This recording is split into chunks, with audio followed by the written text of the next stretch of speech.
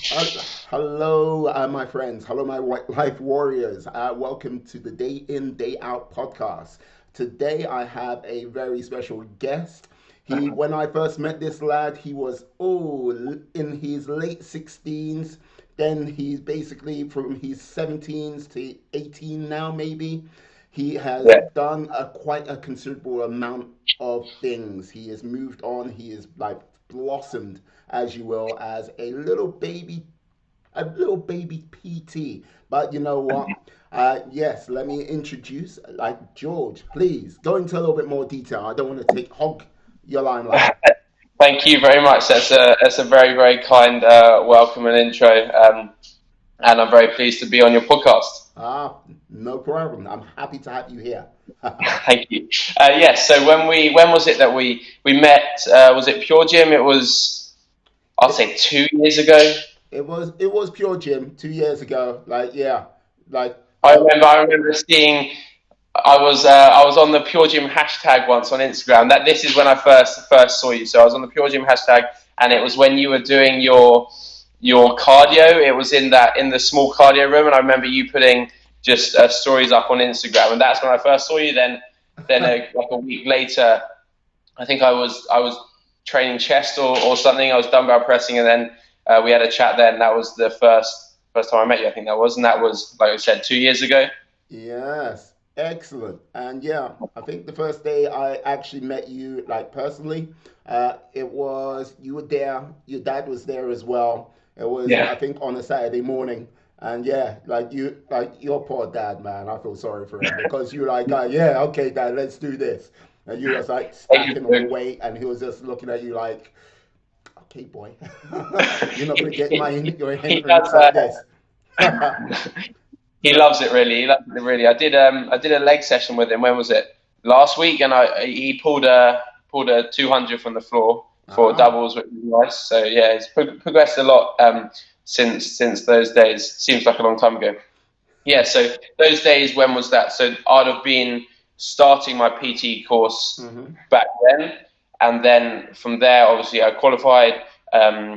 Started up Go Coaching. But You again, know what I like advertising about you? there. Your subtlety, non-existent. Started up Go Coaching, and then from there, started one to ones. Before Hmm. that, I started onlines as well. So then, initially launched Go Coaching with online virtual training, and then in addition to that, probably I'd say 3 months after online, started one to ones, face to faces as well Mm. online. And then from there, it's just grown. And now I'm based in a semi-private gym. So down, I don't know if you've heard of the Leeds Leisure. So I'm based in a semi-private gym. Just so it's down Chumbington Road, opposite Botanical Gardens. If you're familiar, anyone who's listening, Right. Cambridge. So it's a semi-private gym, and all my clients and me are training down there, which is a really nice atmosphere. Right. Like, so what, like, wow, that is a change and a half because, yeah, when I was last in Cambridge, like March, April, dear God, that feels so long ago. But you were like, yeah, pure gym for life, baby, pure gym for life. And like, what brought on the change from you moving from pure gym to your new place? What is the name of the Yeah. new place? So it's Leeds Leisure. Lee's Yeah, Leisure. so it's stemmed from a lot of the work that I do with my clients is we get clients moving better, we get them stronger, and a Mm-hmm. lot of this comes down to compound movements. So we get the squats up, deadlifts, bench Mm. presses.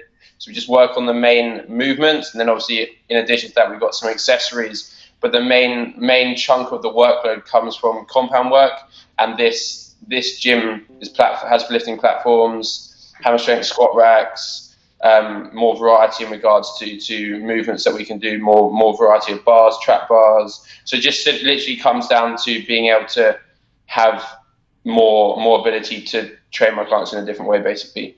And it being sort of semi-private, it's not hugely busy, so it works quite nice in that aspect. Excellent, excellent. So, with regards to the differences, it's just much more functional for your clients. It just Yeah. provides you a better training environment for them as well. Yeah, precisely, and I'm always looking for just improving my service, and I feel most people, like everyone should, in a service-based industry, should look to improve their service as much as you can, and if that just comes down to better facilities, better equipment, then that's the move that should be taken. I see. I understand. Um, with that, like you've like been a personal trainer for just under a year now. Is that correct? No, it's over that now. It's over that, so it's over a year now. Ah, so okay, Yeah. what's some of the things you didn't know before, like becoming a personal trainer that you know now? Yeah.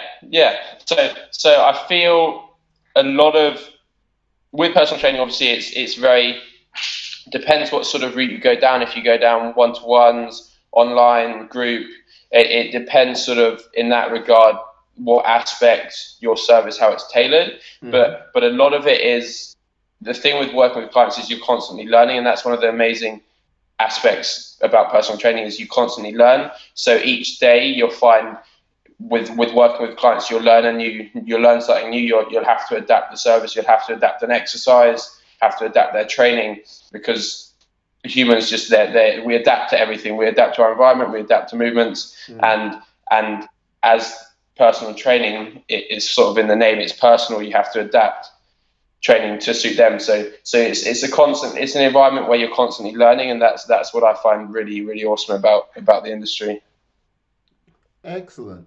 One of the things which has always kind of impressed me about when I first met you and basically up to date, I now just sort of monitor your like Instagram from time to time, but you have been a very sort of focus driven individual. What has actually made that be so key to you? How comes you're so focused at 17? There are many a Yeah. person who's not. Yeah, thank you. I feel so when I did my prep. So I started prep November, so it was literally like a year ago, Hmm. just over a year ago, and then I finished it end of May. And I feel from that journey, I learned a huge amount from myself. Just Hmm. dieting down, you learn a huge deal. You learn what your body can cope with. You mindset wise, you enter into just a completely different environment. It's quite a hard one to describe, but when you're going through that, it's pretty amazing.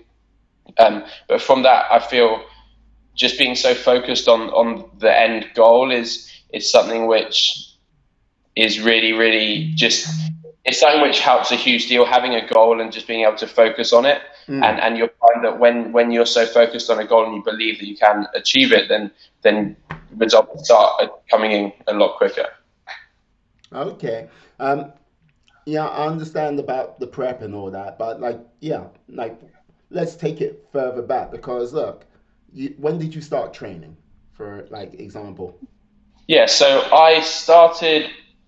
So as most people, you start, and then a couple of years after, if you're still into it, you properly start. Hmm. And I started probably tinkering about a bit with training, nutrition, 14, 15, and then properly late 16, and then continued that to now. And Hmm. that's sort of where I saw sort of the most improvement. And I'm not really sure, to be honest, what sort of hugely started the journey. But when I was so I did struggle a lot with fluctuating weight when I was younger, anorexia and that regard. Hmm. Um, which isn't a light topic to talk about, but I started and my weight got really low. I was sitting at 50 kilos at one point, and then from that regard, I feel just slowly getting into training and slowly learning more about your body and slowly expanding your knowledge, learning more about nutrition, learning more about training and the way you can adapt things to enable you to gain some more weight, lose some more weight, gain muscle, lose body fat is just a hugely amazing topic. And I feel once I sort of got into that and started learning about that, that's when things really started to click. And I thought, okay, this is really what I want to do. And then from there, I then started slowly just trying to build some more muscle and gain some weight. I knew I had to gain some weight. And then I slowly started prep, and we spoke about it, I think, a little bit when you were back down in Cambridge, the potential for me to potentially prep a little bit, and then I took that leap. Okay.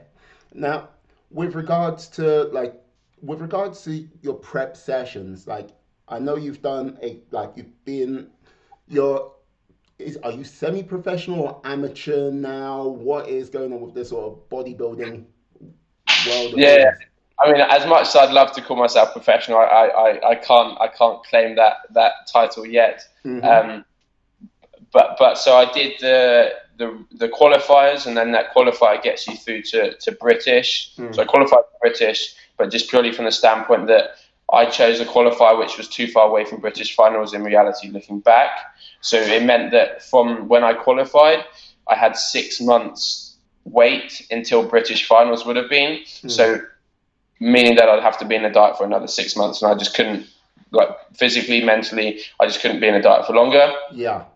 Obviously, I wouldn't have stayed in a diet that whole time. I'd have slowly brought up calories, but it's not really enough time to just sort of relax a bit, take your foot off the gas, and just obviously you can't ever really fully take your foot off the gas, but just have that little break. Um, so that came down to the point of I chose not to do British finals this year solely from the position that I want to come back, I want to be bigger, I want to be stronger. So that comes down to in a couple of years' time, hopefully coming back and obviously seeing if we can get to Worlds. Worlds, hey? Okay. Yeah, so Worlds was actually on. It was on last night in Yeah. America, in New York, and it's amazing to watch. Yeah, amazing to watch. Excellent. So basically, so it seems like you've got how can I say? Is it a two-prong plan or a three-prong plan?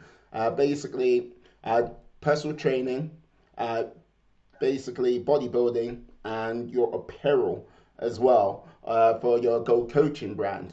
So, Yes. like, yeah. So, what sort of brought all of this together to right now? Because, okay, I I see you, like not well. I see you, and the people around you see what you're doing, and it is impressive. But like, yeah, but building all of that together, what's like sort of like pushing you forward with that? I, yeah. So I'm just really enjoying sort of the journey that I'm going on. In that, for me, it's obviously it's my job at Go Coaching, Mm. personal training, but it's just really what I enjoy as well, and I'm just lucky to have that as what I do for a living, and to be able to work with the individuals that I work with, because they're an amazing group to work with, and it's just a really really cool journey for all of us to be on. Okay, that that was short and sweet. Would you like to elaborate on that a little bit further? Yeah, so re ask me the question then. Re ask me the question. Basically, with your bodybuilding, your like basically your apparel brand and your personal training, I Yeah. was just basically asking what basically is the drive behind all of that. Because the reason why I asked this question is because Mhm. I don't like there's about 10, maybe 20 people that will listen to my podcast at this present time. Epic numbers. But Be uh, better than my numbers. absolutely. But it's a case of someone comes across it who might be in your sort of position, same age, or maybe a little Yeah, bit yeah. older. It will help how it might be able to help them sort of like go, hey, he's got a point there, and he's like, yeah, brought some real value to there. This is like things I can use for this, for in like regards to my life, and I can take Mhm. this aspect in regards to certain things which might not be going well in their lives at this present time. No, definitely, definitely. I think it comes from the aspect of just constantly wanting to improve day on day. Mm, Um, and that comes down to, you might have seen on my Instagram, I started doing daily gratitudes. yes, Yes. on your stories, Pardon? on your stories, yeah. On my stories, there you go. That's just to hold me accountable to. Actually, I'm going to do one today after this. That's just to hold me accountable, because if I put it up on there, it just means that if it becomes a daily thing, I just have to keep it doing, keep going.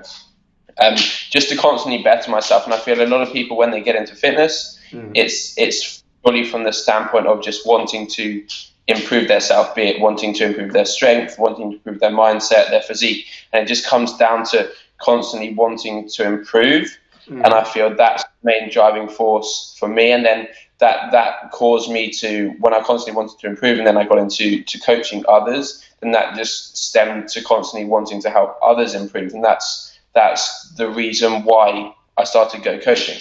Okay, great. Nice.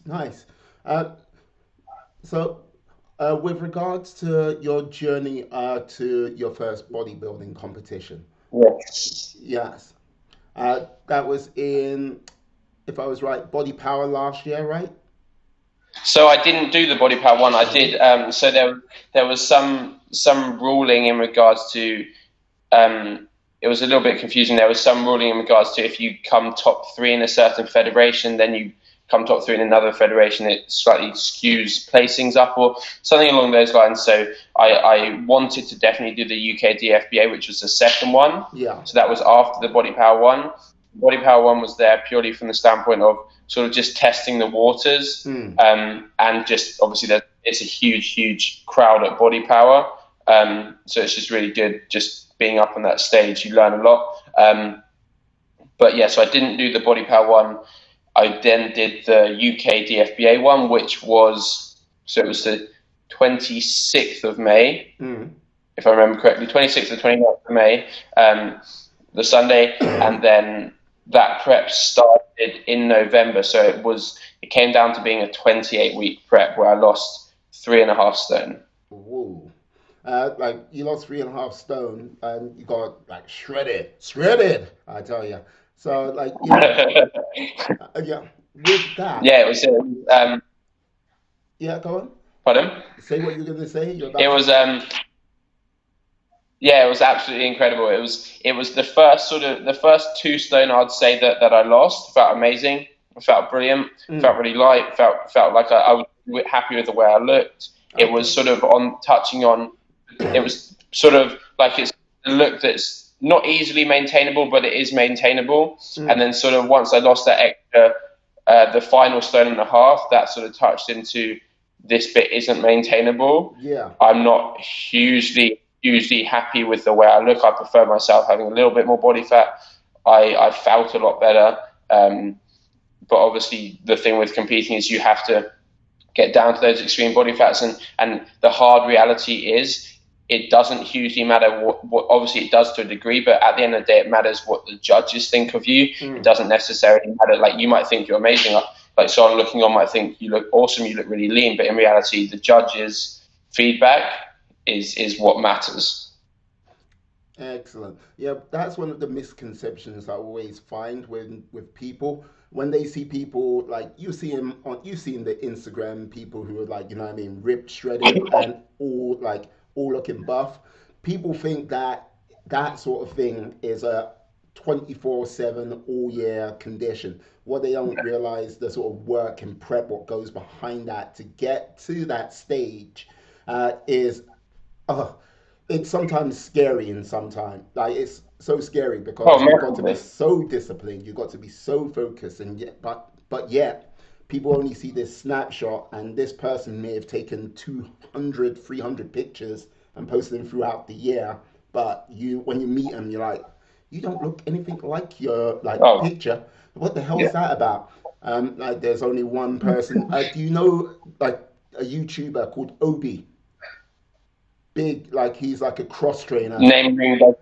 Yeah, like no, that. Yes, yeah, I know the one. Yeah, the guy, like I've seen him in real life. The guy looks like a Tonka truck. He is just like I don't know how much does it all year round, but yeah, the guy is just like get a block of onyx, and they just carved him out of it. It's like chisel, chisel. Guy is insane, absolutely.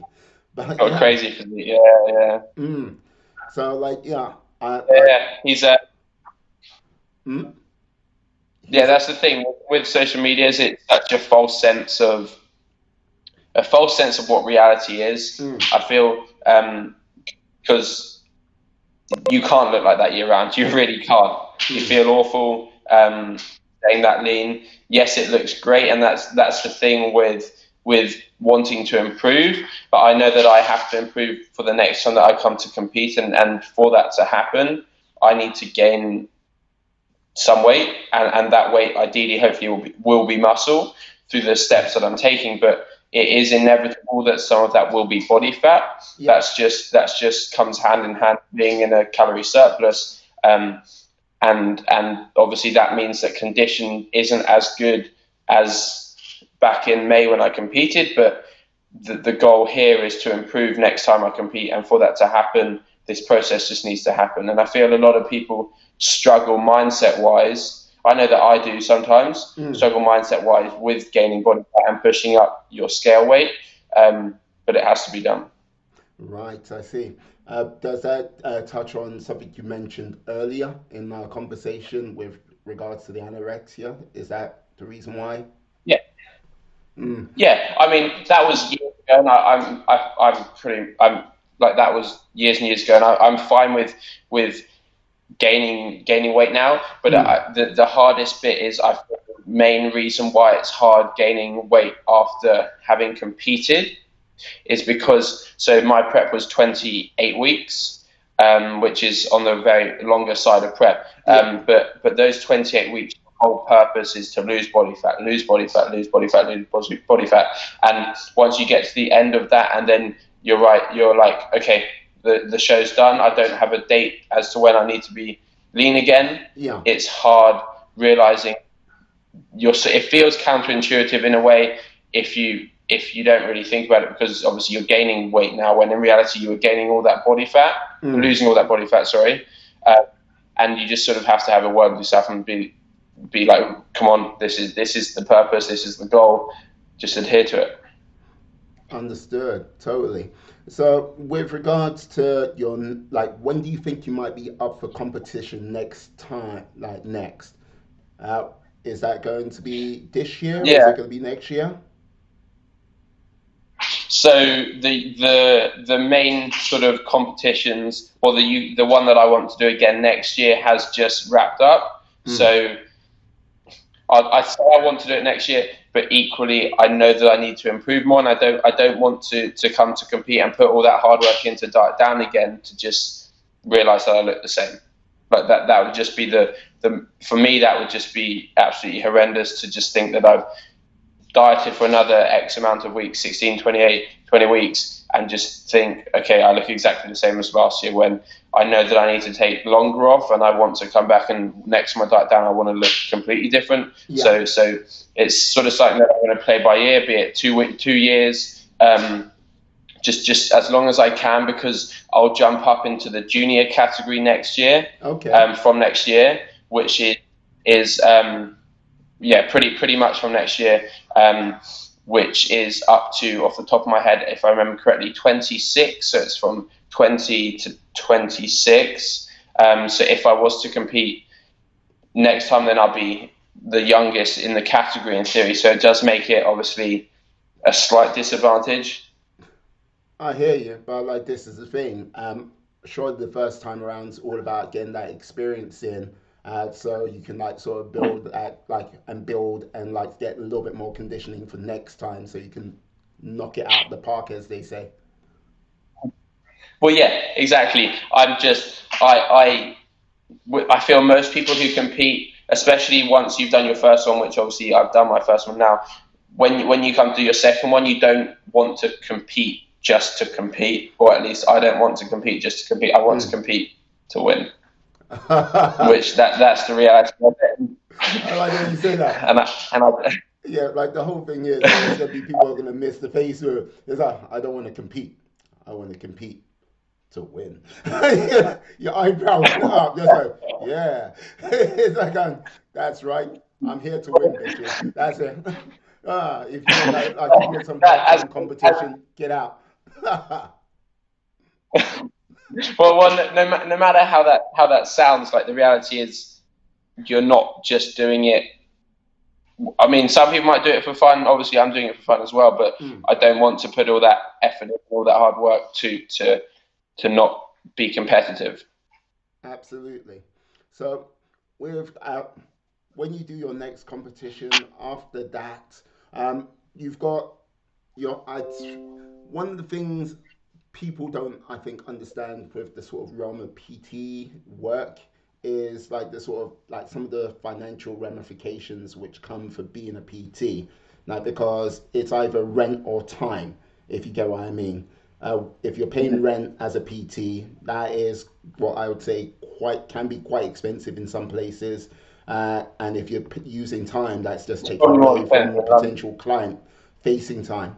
So with your change from Pure Gym to your new place, it's a case of yeah, Mhm.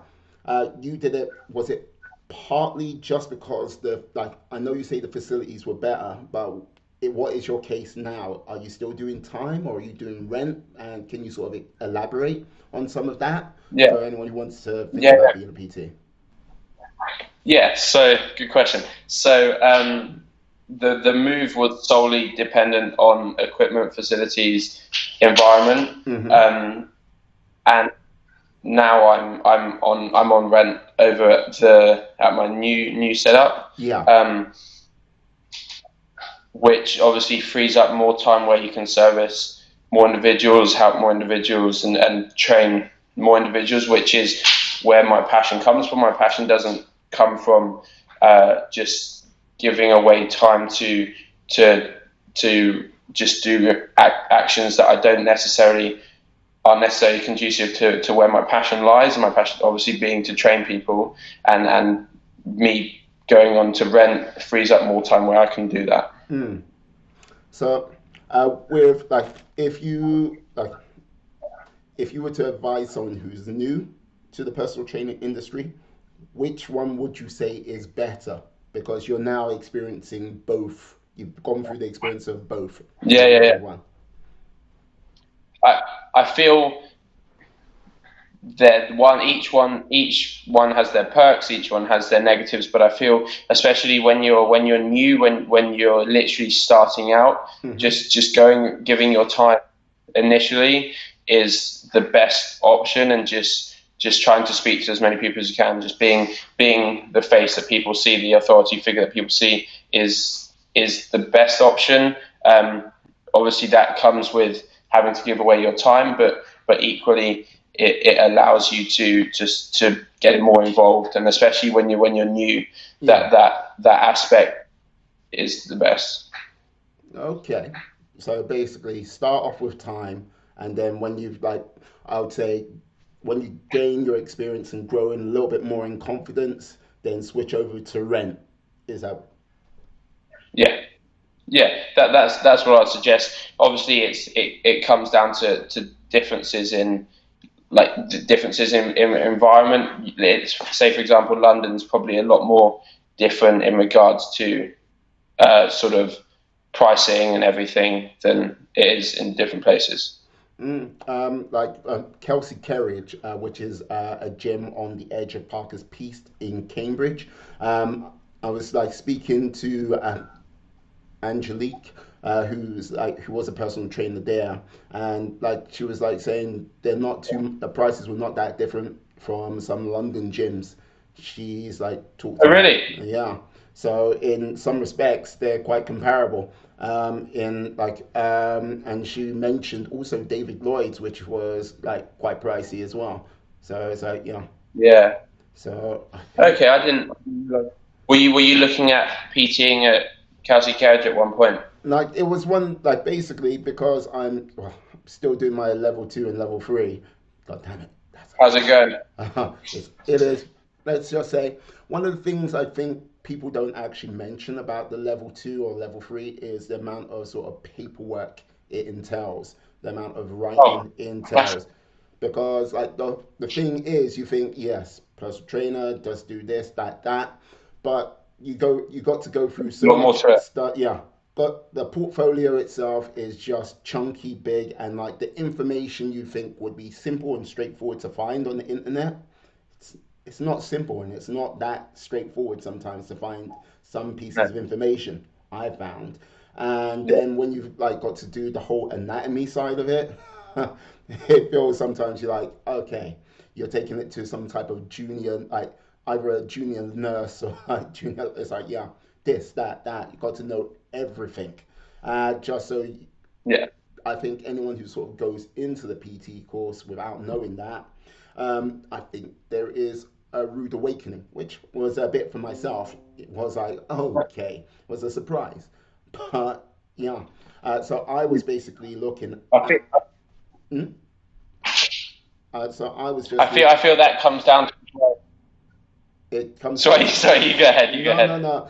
Like as I was saying, so I was just based. I pay attention. I like to pay attention to what's going on around me, and I like the gyms I've gone to in the past. I know it's either been a rent or time. So when it comes to like Hmm. when I've looked at it and I've spoken to people in the past, they've said, "Oh, rent in some regards is better, but that might be the location where they are." So, like getting it, like some fresh insight for like someone yourself who has not been a personal trainer for too long, but like so you know, like so you still get that sort of fresh eyes on it, and you're not so much. Um, there are people who are personal trainers, which how can I put it? They can be a little bit jaded because of the way that the systems come over to them, if you get what I mean. So you don't sort of have that, if you get what I mean. You're still fresh, which, Yeah. I feel the what people should try and do is get themselves onto rent as quick as they can, because allowing yourself to get onto that as quick as you can means that then you can pursue your passion even more and mm, help more individuals because you have more time to train more individuals. yeah. Um, And touching again on the topic that you were saying in regards to the sort of depth that the course goes into, mm, um, I feel it also obviously you need to obviously understand it, and I feel a lot of it is dependent on the sort of client, the niche that you're trying to work for. Obviously, it's different sort of routes that you go down. You have to be more clued up in anatomy. You have to be more clued up in mechanics. You have to be more clued up in different areas, mm, and that comes down to who you want to work with. I feel, mm. Good. Like, did you but like? that also is one of the amazing things, like I was saying earlier, is you have to constantly keep learning. You have to constantly keep expanding your knowledge, Mm, and you can never feel you know enough, because the thing with the fitness industry is there's always new things to learn. absolutely, I agree. With regards to like your course, did you do sort of any additional extras like sort of kettlebells, spin bike, or anything like that, or did you just keep it to the level 2 and 3? Yeah, so I did level 2 and 3, and then I've done some of the ones that you've just mentioned. Mm-hmm. Um, they're called CPD courses. Yep. At least they were for mine. CPD courses, and then a lot of it comes down to just expanding your knowledge outside of that. So studying mechanics, Mm-hmm. studying anatomy, and just trying to learn as much as you can, reading research, reading studies, like just focusing on areas which you feel could benefit yourself, benefit your clients, and benefit everyone that you could be more knowledgeable in. So you can expand your knowledge in regards to that, and focusing your time outside where you've got free time on expanding that. Mm, good, good. Um, so with that, so with all the training you've gone through and everything like this, what is your sort of day to day like? Are you working like sort of 9 to 5 all day, like back to back, or is it kind of like how's your day sort of split up? Is it busy in the morning, then busy in the evening, or in the afternoon? How does that work? Mm. Yeah, so the thing with being self-employed is your day is never done. There's always something you can do, but that's Mm, equally one of the awesome things about it. Like you can always jump on a podcast. You can speak to individuals. You can learn something. You can get content out there. You can do some programming for clients. You can do some admin work, and it comes down to face-to-face work. At least comes down to when clients can work, and the times that suit them. So you will find that you generally have morning work, mm, and then sort of mid-afternoon, afternoon time, there potentially might be a gap, but that's where you can catch up on some admin work. You can do some online check-ins if you've got online going, and then you can train yourself, and then you can jump straight back in and do evening clients, and then repeat it all the next day. Okay, great. What are the what have been the aspects of some of the more challenging parts of the PT you haven't seen coming? Okay. Oh, that's a good question. Yes. So the I feel one of the best aspects and equally one of the most challenging aspects Yeah. is thinking on your feet, and that's what I really enjoy. Is during a session, the individual you working with might say, for example, I don't feel this contraction here. This feels awkward for me, and Mm. just being able to think on your feet and adjust that movement so Yeah. that it can fit them is best. So, for example, I don't know if you saw that picture I put up the other day. One of the individuals I work with, Haley. Shout out to Haley if she's watching this. I don't know if she's watching this. Listen to this. The I put up a picture on my Instagram on the leg press where we had. So her mechanics meant that the way the leg press set up is she couldn't get enough knee flexion to come pretty deep into the rep, which Okay. that was the goal is to get a little bit deeper. So what we did is we just put some pads behind her back, one for extra support on her back, Hmm. and two, it meant that she could get more knee flexion, and then consequently the goal being just to come down deep into the leg press and then drive through heels. It just allowed that action to be more favourable, and being able to think on your feet like that and adjust things is one of the really cool aspects about it, and one that constantly just keeps developing as you train more individuals over time.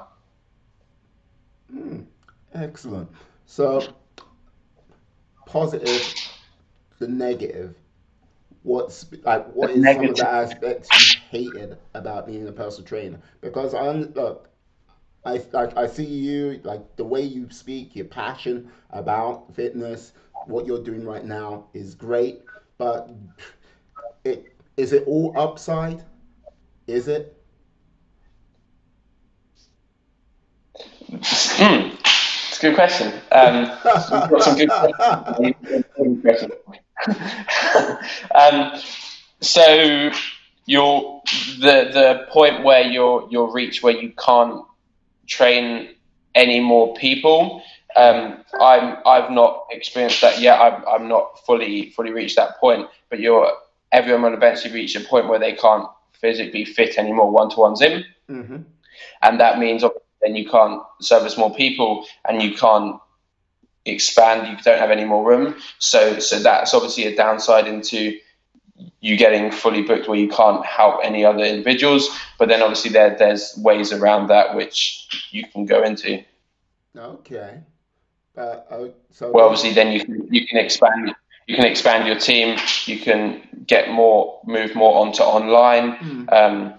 And you can get two aspects going, and it's quite cool being able to go online because obviously you can dive into different aspects in regards to people's programming, their nutrition, their training a little bit more because obviously you have those check-ins each week where you overview each week, you run through micro macro adjustments. And what's quite cool is having sort of like a hybrid between the two where people are based online but then they come in for sessions where you just run over execution, you have a catch up, you see that face to face, and then you take them through sessions, which is quite cool because you can adjust things and get even more of a grasp into how their program's going. Oh, great. So, okay. Yeah. One of the things I've noticed, young Sam, like how you basically sort of helping her with her development. Yeah, when I first met Sam, like also like Saturday morning, she's like, oh, like she was like, oh, I'm following you on Instagram. That's the thing about Cambridge because it's like there's a really Everyone sort knows of everyone. yeah, it's a small community of people that go to the gym, and I catch people kind of like looking at me like, do I know you or do you know me and stuff like this. That's like you're kind of like, oh yeah, and like with like you know how there's that horde of school kids out outside the front like during lunchtimes and stuff like this. One Yeah, kid like came up to her, yeah, I follow you. I was like, okay, thank you, but yeah. And so it was like kind of like a weird thing. So when someone's like, yeah, like she goes, did you do that? I think I was deadlifting something like a 220 kg bar. She's like, did you do it? Uh, no. I was like, yeah. I was like, how do you know? I was watching you on Instagram. I was like, okay. She might not even remember this, but yeah. But yes, some of the developments you've made with Sam have been huge. Let's just say, I think when I met her, she was not in the best placed for someone who like I think the training circumstances were not the best at the time. Being rather diplomatic. Wow. Sam's doing amazingly now. Hopefully she'll be listening. I don't know if she'll be listening. I'll tell her to have a listen so she can hear her. I was I was talking positive about her. Yeah, no, she's doing really well because she pulled the deadlift record in the competition that we did a good few months back, Ah. and then things kept moving from there. She's gone off to sorry, yeah, No, no, she no. pulled a 140. She Yeah. pulled a 140 from the floor, and then things improved massively. She pulled a 170 when she went on holiday over to Bali, um, Yeah. and then she's now over in uni at York. Okay. All right. Because she went to, how can I say, was it a CrossFit training area where she was like doing a Olympic lifting and stuff like that for a holiday? Yeah, Because there was like all of a she sudden went there's on pictures, holiday. yeah, like in the sun, like in Yeah, like she went on Photoshop. holiday. Yeah, amazing holiday. It looked incredible over in Bali. She showed me some pictures, and it looked absolutely phenomenal. It was CrossFit style, Olympic lifting style, sort of fitness retreats style holiday in Bali, which looked absolutely phenomenal. Mm. Yeah, just the sort of impact you had on her training and basically the confidence she like grew from that. Yeah, it must be you must be a proud little like Papa Bear in some respects. Cup of bear. Papa Bear. uh, no, it's that's what I mean. It's absolutely amazing having an impact like that on someone, and I'm lucky that I work with people like Sam, individuals like Sam, because it's amazing. It sort of works both ways because obviously you have that impact on someone, and they have a massive impact on you because you're seeing them. Pretty frequently throughout the week, interacting with them, and it's amazing when you see someone's mindset improve, they're sort of reaching their goals, and it's such a cool experience to be a part of. Mm. Yeah, like one of the things I think it may have been earlier this week or possibly last week. You mentioned one of the clients you've been working with. They were 18 stone and now they're No, 13 stone. Yeah. yeah, he went from 18 stone to so we had a check in yesterday, Mm. and he was 13 stone 4. And wait, how on earth does someone get from 18 to 13.4? Over what time scale was that? Yeah, so I've been working. James was actually yeah, James was he actually started with me a year ago. Okay. Absolutely awesome. Um, yeah, James is one of the clients that I work with online. He's an absolutely awesome guy. And it's amazing when you have that impact, and they start the weight starts coming down, Mm. and or muscle starts coming up, body composition starts improving. Um, it's such a cool experience. So over a course of a year, like not face-to-face training, this is online training. You've got him Is down. online, um, yeah, online virtual training, and that's the thing. Um, it obviously depends on the individual, Mm. but you can achieve incredible results online with So the way online, are you familiar with online training? Uh, like with regards to sort of remote training thing, I haven't really done it myself personally. Like I've seen people like one of the things about Instagram I've seen like so many I love sort of that. hucksters and jokers and like you know what I mean touting their snake oil sort of program left, right, and center. There was that lass, I can never remember her name, who had like something like 5,000 clients, and then she was like basically brought up as like some like con woman who was just basically, uh, you could say she was the Ponzi scheme of fitness in like some of Really? her like it was just like she would come up with like these cookie cutter programs and then basically send it out to the massive. Holly, what? Oh, come on now. I want to say Holly Willoughby, but I don't think that's correct.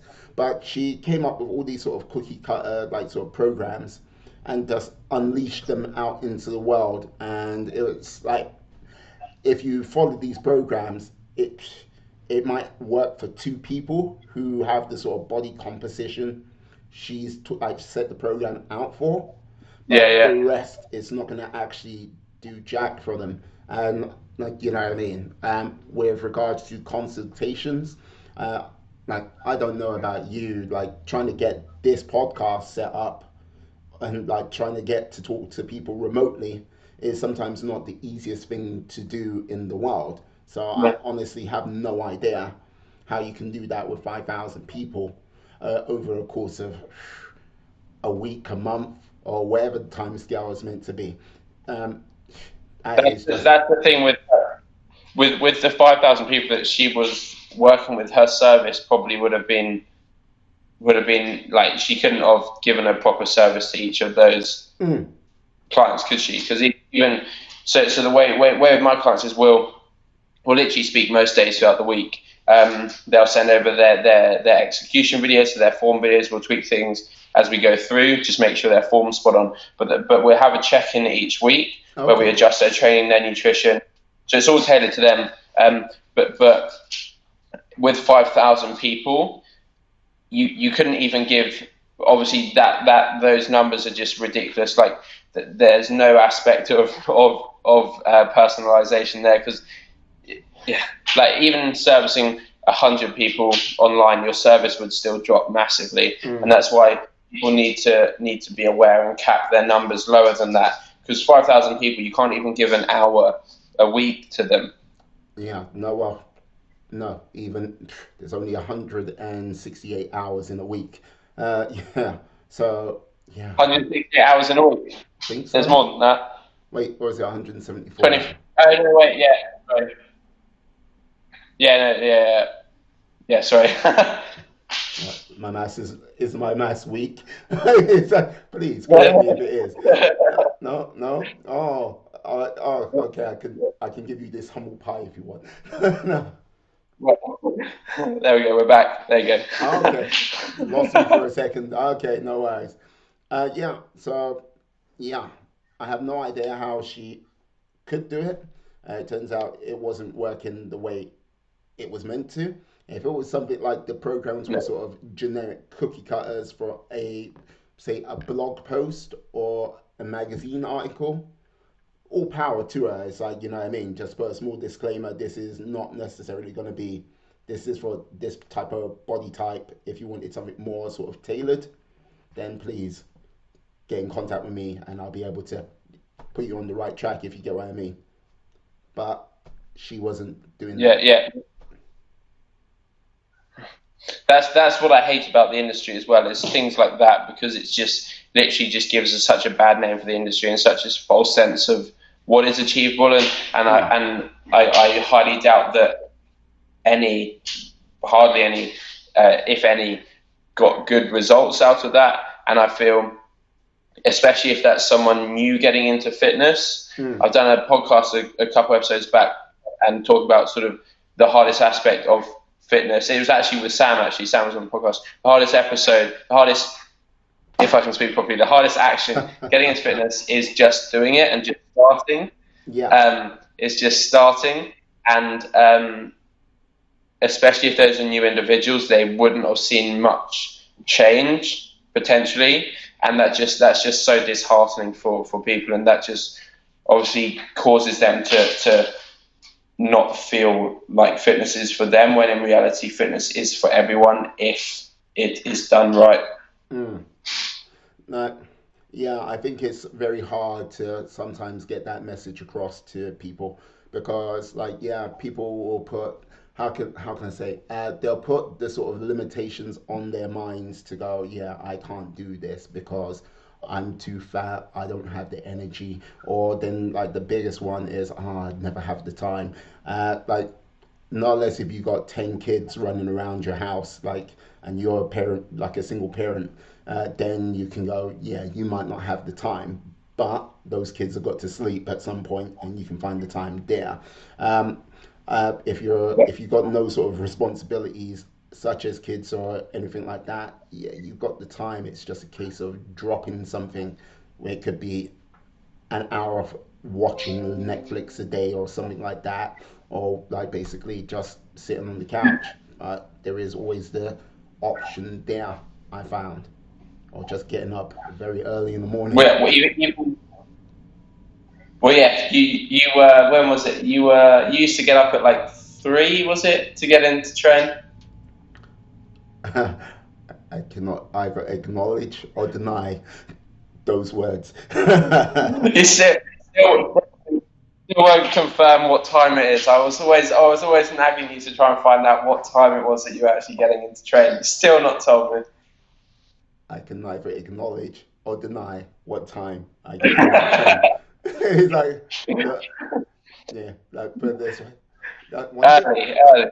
yeah, one day you'll figure it out. One day, yeah, uh, Well, yeah. You yeah. see, I when I used to train really early. Well, Mm, early for me, um, at like 6 a.m. So I used to get up before then, and just trying to wake myself up whilst having breakfast. I just have a quick look on Instagram. And I used to see you posting on your stories that like it was, so I would have must have been on it at like 5 in the morning, and then it was like 3 hours ago. You in down at Pure Gym training. well, I cannot deny or acknowledge what time I've been at the gym. So it's like, look, all I've got to say is, by the time you started your workout, I would have been done. You were done. I would have been done. You've been done. You've been down at work. You've been started, sorted. Hey, has to be done. Has to be done. Has to be done, exactly. Exactly, but that comes back into the aspect of everyone has time. It just comes down to making that time. And even if you wake up half an hour earlier, half an hour, you can Mm, get a lot done in half an hour. yeah, and And it's just trying to be aware of that. yes, and that's what I think people miss out on. But yeah, with that, it's just, yeah, got to just get those reps in and just get that consistency in. That's what I think other people miss that aspect of, because without getting the consistency or the reps, like be that a workout, be that starting a business, be that sort of writing or reading a book, you never make progress without it. And when consistency isn't there, that's when you find certain aspects of life don't go forward the way you want it to go forward. And you've only got one person to look at when that consistency and your progression has stalled, and that's yourself. I've seen too many people, and I've been a person in the past which have like blamed outside factors for like progression not going the way I want it to be. But it ultimately the buck stops with myself, and ultimately, yeah, you can't blame everyone else. There are certain aspects which get out of control in life, which you can't control, but you can actually control how you react to it. And if you react poorly, it happens at times. You know what I mean? If you're really tired and you just like, oh yeah, but when you get your head together, pulling things forward, like putting it, everything, getting things back into place, you got to know to get back and get back to work so you can bring that consistency up the way I see it. But you know what I mean? I could be wrong, I could be right.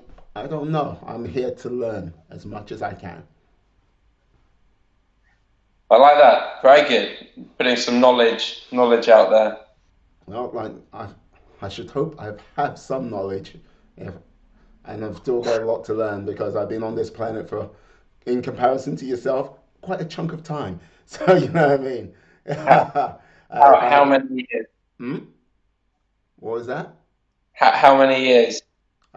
How many years? 45. 25. A Yeah, few. You still got many, many, many, many years ahead. indeed, indeed. Like it freaks people out sometimes. You're like, what? You're what? It's like, yeah. I mean, it's all good. But yeah, yes.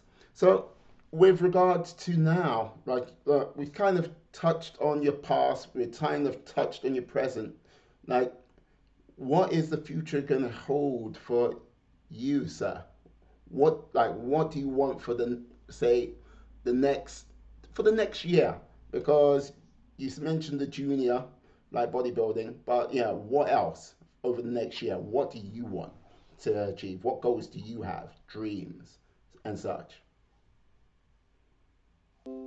Nice, nice. Yes, so for me, a lot of it just comes down to working with more people, servicing more people, helping them continue their journey, Mm, and that's where my main passion lies. And then, in addition to that, obviously, like you said, the competing aspect, just trying to get stronger, trying to build some more muscle, and just trying to improve the way I look, the way mindset is, and that's what I feel not enough people can put more time into it is improving their mindset and spending times doing gratitude, just trying to be as positive as you can, mm, um, and just trying to put ways of doing that into play, like gratitude, just taking time, 10 minutes in the morning, just relaxing. Have you heard about grounding? Doing some grounding, and that just sounds like NLP, neuro linguistic programming. In some regards, you said like it's like they refer to it as an anchor point. So you sort of touch your like if you touch your hand like in a certain place, you remember a sort of positive thought or whatnot, and then every time you touch that, is that kind of what it's like grounding, or have Yeah, I? so I actually spoke about that with Clint on last episode, and that was the points. I can't remember the exact points he said. One point here, going like this Mm, here, and that helps with sort of energy, and positiveness. And then another, the grounding is where you're sort of staying in touch with the earth. So just going outside. Just literally standing on the grass barefoot, ideally as naked as possible, and just getting that sunlight exposure, and just trying to spend time outside. There's a lot more research coming out about it, and just trying to spend time outside, trying to have that like, sunlight exposure, because I feel a lot of people when they wake up, they have their breakfast, they go to work in their car, they work inside, they finish mm, work, they come back in their car, and they just sit at home in the evenings, and they don't get much, if any, sunlight exposure. And just trying to get some sunlight exposure has a huge effect in regards to positivity, I feel. mm, mm. So okay. So with that, it comes down to this. I know you've got your own podcast, and like you're on like episode 9 now. Like, well, I'm on episode 9. I'll put this one up on my podcast. This is episode 9. Yeah, So you've been yeah, keeping up. like hey, keeping up, like catching up, and then basically proceeding with that. Like yeah, with regards to like referring back to sort of consistency, you did start a YouTube channel, and like yeah, I have a YouTube channel as well, and like we've both been, how can I say, rather inconsistent with that. Mostly, I think it's a case of for myself. Um, just no time to edit because when I was in Cambridge, I was working in a place called Swiss Laundry for Yeah, like sort of like 12-hour, 13-hour days at some points. So it was just like me coming back, sitting down, editing, using I'm currently using my old laptop to do this right now, but let's just say my laptop is no editing beast. So like yeah, sometimes it'll just be like, okay, let me cut this, let me do this, and just like it's I just tried to move a section of film, and it's been about 10 minutes just to move that, and that 10 minutes turns into another 10 minutes, and then another 10 minutes. Then I look at the clock and go, it's 1 o'clock in the fucking morning. I need to get some sleep. It's time to go to the gym. Yeah, and yeah, get up. Like you're not gonna find out that way. Don't try to be slick. Uh huh. So yeah, so like uh, I've always found that sort of being a little bit more, how can I say, taxing. I've now got a new computer, so that's should hopefully be able to speed things up. So with that, are you gonna like? Is it going to be YouTube podcasting for you as your sort of extracurricular? Yeah, so I feel podcast quite is quite a good medium to give out information. It's Mm, quite nice having other individuals on the podcast, and it's quite nice one for me to learn, one for them to learn, and one for the audience to learn. yeah. Um, and I feel Instagram, Facebook's quite nice in that I put up. Good few posts back a video going over some exercises, some execution videos, and they're quite nice in that you can just post it up as an IGTV video, Mm, and it's quite nice, sort of a minute chunk. And I feel, especially now, a lot of people feel they don't have a huge amount of time. I feel it's quite nice having those short, sharp videos of information, some value mm, that they can get and they can use, and even if it's in the text, just giving some value. And I feel having content out like that is in a way not better, but it's different, and it sort of suits a lot of individuals, because I I know a lot of people would struggle to sit down for a X amount length of a YouTube video. mm. Yeah, what I find is really handy with the podcasts I've listened to, like from like Zuby to say Joe Rogan, and like a couple called like they do Shag Married and Noi, Chris, whatever his name's on Strictly. But when I'm doing other things, like if I'm working out or whatnot, having that being like playing while I work out has been sort of it's easy with regards to being able to do other things whilst actually listening to a podcast. So yeah, I feel you get some like more knowledge, more insight, and basically you get a fuller story of what the person's trying to get at rather than a short snippet.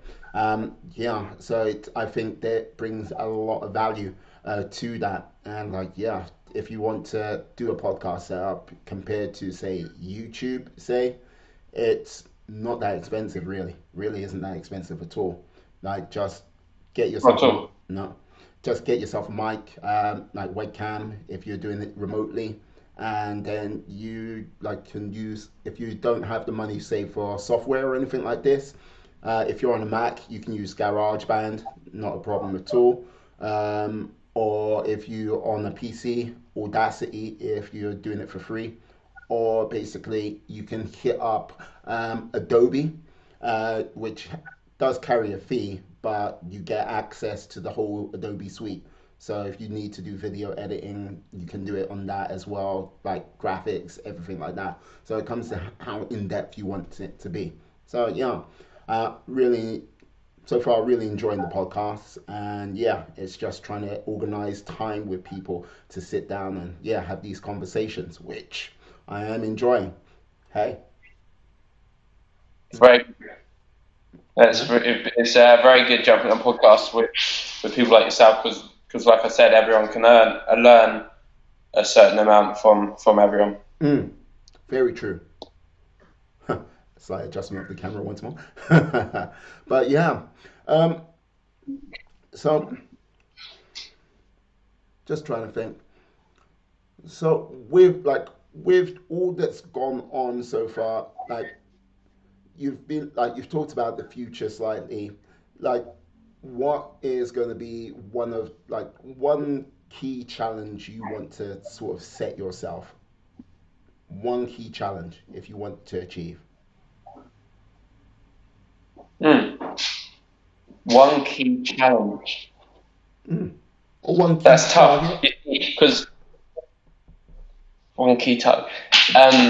For myself personally, um, stay on top of gratitudes and acclamations and positivity a lot more because I feel it has a huge amount to be said for improving mindset, productivity, and just staying on top of your day. Really. Mm.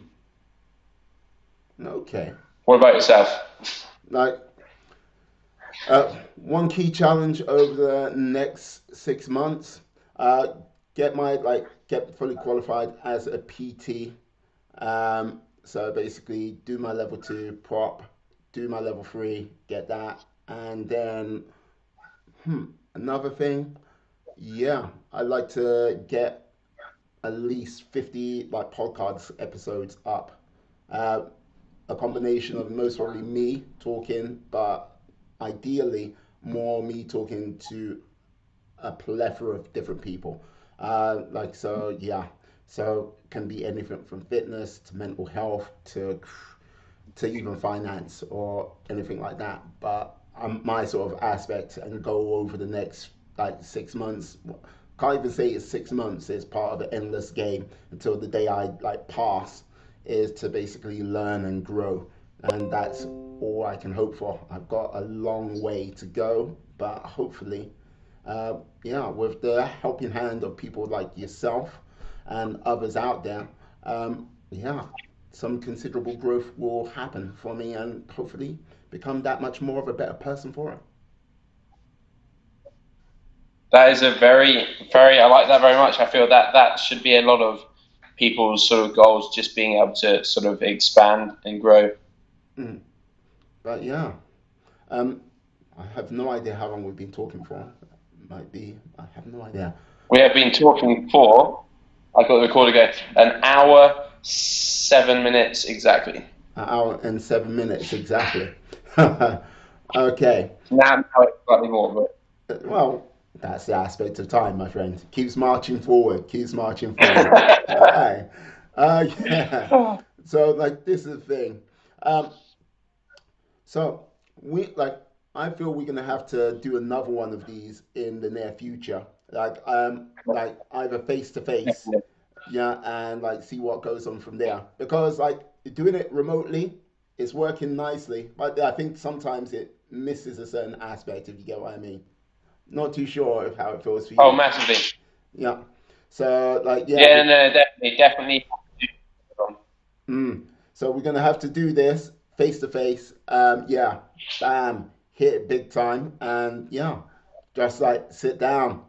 Like I'll have a drink or two. You'll sit there with a juice. It's like and yeah, see how it goes from there.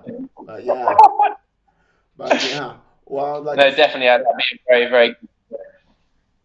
yeah, no. But all I'll simply say is like yeah, please tell people how they can get hold of you, your different social medias and everything like that. Yeah, also send that to me on the email so I can like put it in the description down below. And yeah, we'll take things from there. Thank you much. Yeah, so Go Coaching, there we go, is my social media handles. It's normally go underscore coaching underscore transformation. That's generally where you can find me. Instagram, Facebook, um, and podcast, Go Coaching podcast. That's my main three sort of avenues where you can find me. And feel free to drop me a message. Excellent. George, I'd like to say thank you very much for giving up some of your time on this Sunday. It is much appreciated. And yes, yeah, thank you for doing this. You're my second guest on the podcast. So awesome days. Yeah, be strong, my friend. Be awesome. And yeah, have to do this again soon. Okay?